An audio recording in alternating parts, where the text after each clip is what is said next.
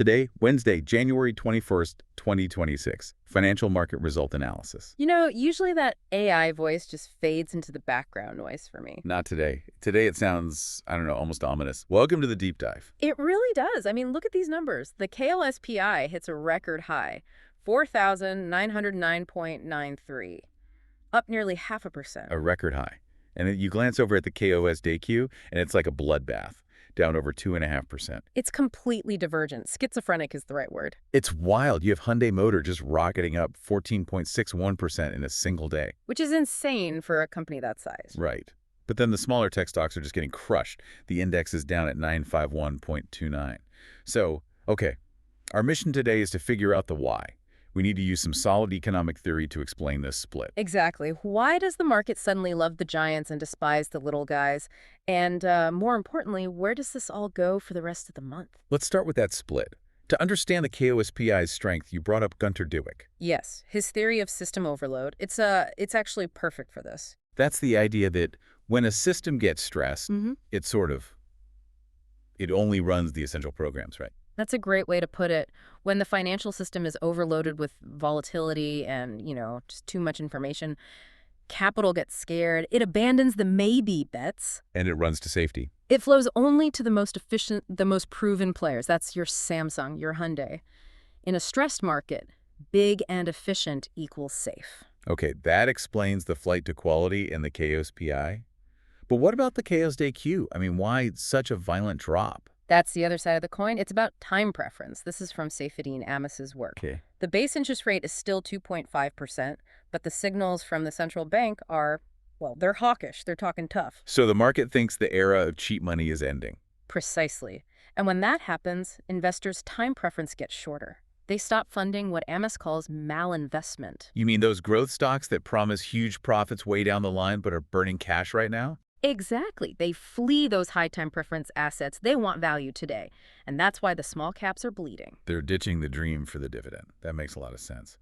But then you look over at China and Hong Kong, and it's a totally different mood. A completely different story. The Hang Seng is up.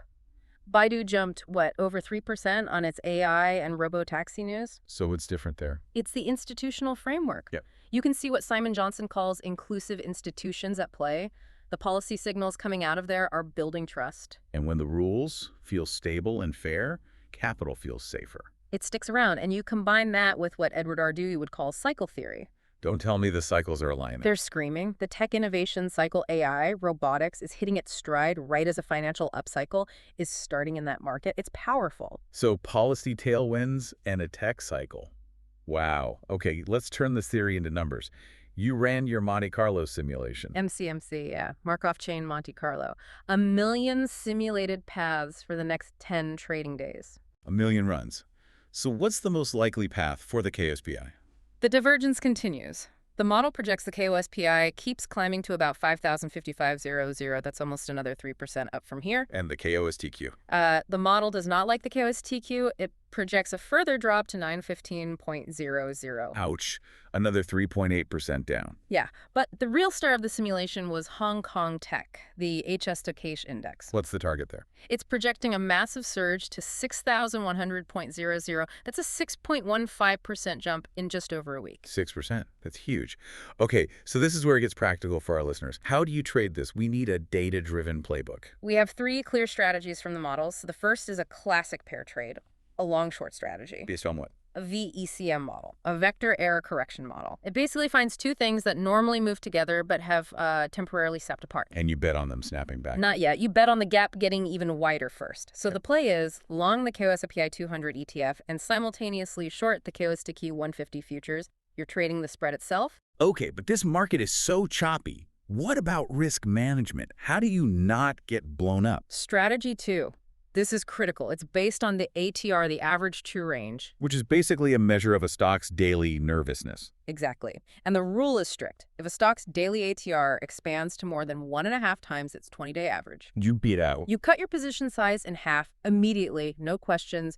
You preserve your capital. Oh, fight a hurricane, okay? And for that China tech momentum play, like Baidu. That's strategy 3, and it's simple. Pure momentum. You use the TRIX indicator. As long as the slope of that indicator is positive, you stay in. The moment it flattens or turns down, you're out.